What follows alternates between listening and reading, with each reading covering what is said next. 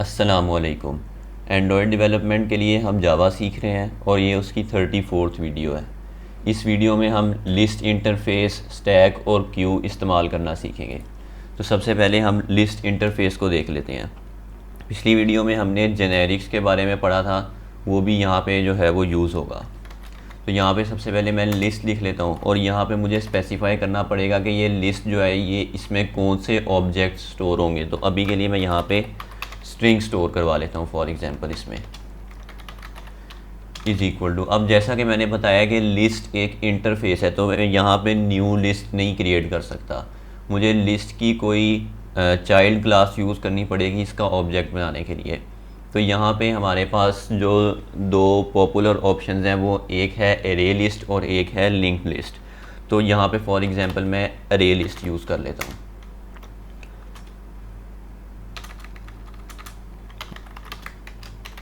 New अरे list. तो ये मैंने एक लिस्ट क्रिएट कर लिया। अब हम ये देख लेते हैं हमने इस लिस्ट में आइटम्स ऐड कैसे करनी है। तो इस लिस्ट में मैंने अगर एक 8 आइटम ऐड करनी हो तो यहाँ पे मैं ऐड करूँगा और इसको फॉर एग्जांपल मैं कह लेता हूँ फर्स्ट। एक और मैं ऐड कर लेता हूँ, इसको मैं कह लेता हूँ सेकंड, और इसी तरह एक और थर्ड भी ऐड कर लेता हूँ। तो इस लिस्ट में मैंने ये 3 आइटम्स जो हैं ऐड कर दिए हैं। अब इस लिस्ट को अगर मैंने इन सारी आइटम्स को आइटरेट करना हो तो यहाँ पे मैं एनहांस्ड फॉर लूप भी इस्तेमाल कर सकता हूँ। तो यहाँ पे मैं लिखूँगा फॉर हमारी डाटा टाइप जो कि स्ट्रिंग है, आगे एक वेरिएबल कॉलन और आगे लिस्ट का नाम, और यहाँ पे मैं अपने इस वेरिएबल को डिस्प्ले करवा लेता हूँ।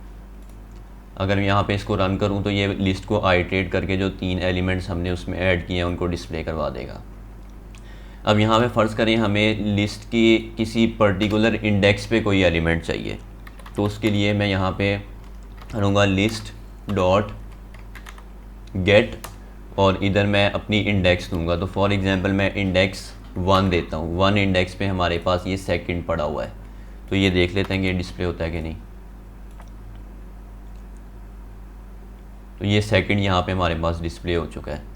अब अगर हमने लिस्ट की किसी पोजीशन पे कोई एलिमेंट डिलीट करवाना हो तो मैं यहाँ पे करूँगा लिस्ट डॉट रिमूव। अब यहाँ पे रिमूव में हमारे पास जो है वो 2 ऑप्शंस हैं। ये पहली ऑप्शन जो आपको नज़र आ रही है इसमें या तो हम इसमें हम इंडेक्स पास कर सकते हैं, और ये जो सेकंड ऑप्शन नज़र आ रही है इसमें हम ऑब्जेक्ट पास कर सकते हैं। तो सबसे पहले ये इंडेक्स वाली देख लेते हैं। तो इंडेक्स में इसको देता हूँ फॉर एग्जांपल 0 इंडेक्स पे हमारे पास यहाँ पे फ़र्स्ट पड़ा हुआ है। तो वो जब इसके बाद ये लिस्ट डिस्प्ले होगी तो फर्स्ट जो है वो डिलीट हो गया होना चाहिए। यहाँ पे फर्स्ट डिलीट हो गया, सिर्फ सेकंड और थर्ड डिस्प्ले हुए हैं। अब रिमूव में हमारे पास दूसरी ऑप्शन थी ऑब्जेक्ट के लिए, उसको भी यहाँ पे डेमोन्स्ट्रेट कर लेते हैं। तो यहाँ पे मैं एक स्ट्रिंग बना लेता हूँ और इस स्ट्रिंग को मैं अपनी लिस्ट में यहाँ पे आखिरी वाले नंबर पे ऐड कर देता हूँ ए। अब एक दफ़ा ये रिमूव वाला यहाँ से इसको पहले डिस्प्ले करवा के देख लेते हैं कि ये ऐड हुआ है कि नहीं।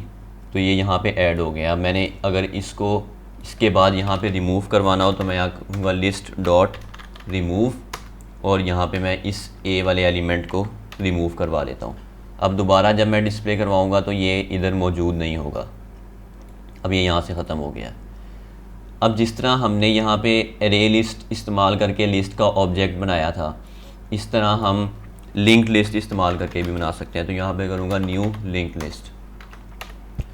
अब एरे लिस्ट और लिंक्ड लिस्ट की जो इंटरनल ऑपरेशन है ना कि ये कैसे स्टोर करवाता है वगैरह, वो चीज़ें डिफरेंट हैं, लेकिन यहाँ पे हमें उनसे कंसर्न नहीं है। वो उसकी परफॉर्मेंस में जो मुख्तलिफ़ चीज़ों का डिफरेंस आता है वो तभी आता है जब डाटा बहुत ज़्यादा हो। नॉर्मली अगर हमारे पास 50-100 रिकॉर्ड्स हैं तो इसमें कोई फ़र्क वाज़े नहीं आता। इसको यहाँ पे रन करवा के देख लेते हैं। आउटपुट हमारे पास सेम वही होगी, क्योंकि यहाँ पे जो हम फंक्शंस हैं वो हम लिस्ट इंटरफेस के इस्तेमाल कर रहे हैं। लिंक लिस्ट या एरे लिस्ट में जो हमें एक्स्ट्रा फंक्शंस अवेलेबल हैं वो हमने यहाँ पे इस्तेमाल नहीं किए। वैसे अगर आपने इनके बारे में सर्च करना हो तो आप कर भी सकते हैं, लेकिन नॉर्मली इनकी ज़रूरत नहीं पड़ती। अगला जो हमने इंटरफेस देखना है वो हमने देखना है स्टैक। तो मैं यहाँ पे एक स्टैक बना लेता हूँ, string is equal to new stack. ठीक है, तो ये मैंने एक स्टैक बना लिया। अब स्टैक में क्या होता है, स्टैक का हमें ये फ़ायदा होता है कि हम जैसे एलिमेंट्स इसमें ऐड करवाए जाते हैं तो वो एक स्टैक की फॉर्म में जाते हैं, और जब हम रिमूव करवाना शुरू करते हैं तो जो सबसे आखिर में ऐड करवाया होता है वो सबसे पहले रिमूव होता है। तो इस स्टैक में मैं एलिमेंट्स जो है वो ऐड करवा लेता हूँ। फॉर एग्ज़ाम्पल मैं इधर फर्स्ट, फिर इसके बाद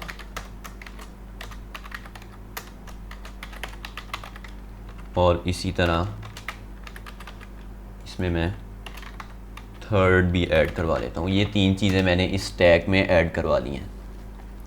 अब मैंने इनको जिस तरह ऐड करवाया था फर्स्ट सेकंड थर्ड, अब इनको मैंने स्टैक में से निकालना है। तो उसका क्या तरीका होगा, मैं यहाँ पे लिखता हूँ while not stack dot is empty. जब तक स्टैक खाली नहीं हो जाता तब तक तो मैं यहाँ पे डिस्प्ले करवाऊँगा स्टैक डॉट पॉप। पॉप वाला फंक्शन इस्तेमाल होता है कि जो हमारे पास स्टैक में सबसे ऊपर चीज़ पड़ी हो उसको रिमूव करने के लिए। यहाँ पे मैं इसको रन करके देखता हूँ तो हमने ऐड करवाया था फर्स्ट सेकंड थर्ड, और यहाँ पे जब रिमूव हो रहा है, पॉप हो रहा है स्टैक से, तो थर्ड सेकंड फर्स्ट उल्टा आ रहा है यहाँ पे हमारे पास। तो ये जो इसकी प्रॉपर्टी है ना, ये कई जगह पे हमें जो है वो यूज़ करनी पड़ती है। इसके बाद हम क्यू देख लेते हैं। अब यहाँ पे जो क्यू है ना हमारे पास, ये भी एक इंटरफेस है।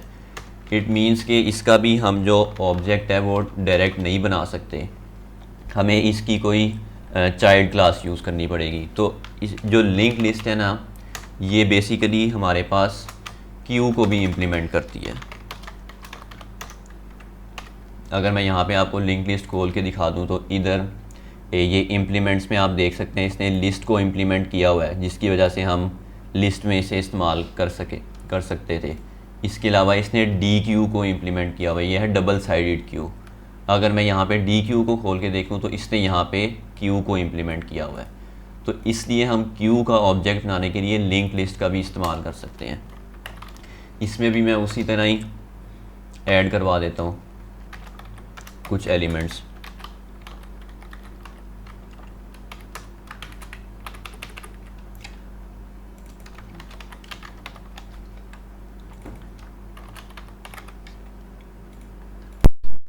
अब यहाँ पे जो क्यू डाटा स्ट्रक्चर है ये एक लाइन की तरह है, जो सबसे पहले जाके लाइन में लगेगा सबसे पहले उसी की बारी आएगी। तो फॉर एग्जांपल फर्स्ट सबसे पहले लाइन में था, फिर सेकंड था, फिर थर्ड था। अब जब मैं रिमूव करूँगा तो फर्स्ट सबसे पहले रिमूव होगा, सेकंड, फिर उसके बाद थर्ड। तो इसको देख लेते हैं, इसको हमने आइट्रेट कैसे करना है। तो इधर मैं वही करूँगा, while not Q dot is empty, और मैं यहाँ पे डिस्प्ले करवा दूँगा क्यू डॉट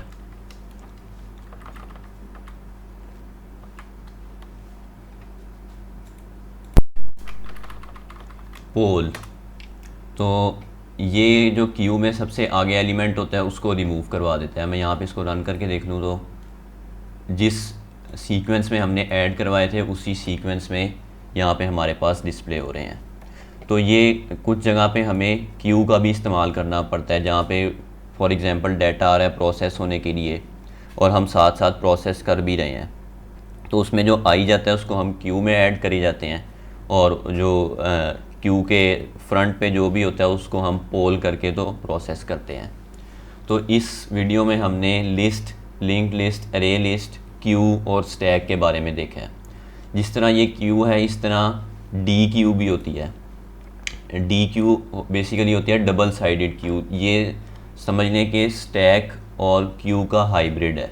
इसमें हम क्यू में जब डाटा हम ऐड करवाते हैं तो इसमें सिर्फ हम क्यू के फ्रंट से रिमूव करवा सकते थे, डी क्यू में हम क्यू के बैक साइड से भी रिमूव करवा सकते हैं। तो ये समझ लें स्टैक वाला काम भी करती है और क्यू वाला काम भी करती है। जनरली ये इतना इस्तेमाल नहीं होती, कभी कभी हमें इसकी ज़रूरत भी पड़ जाती है।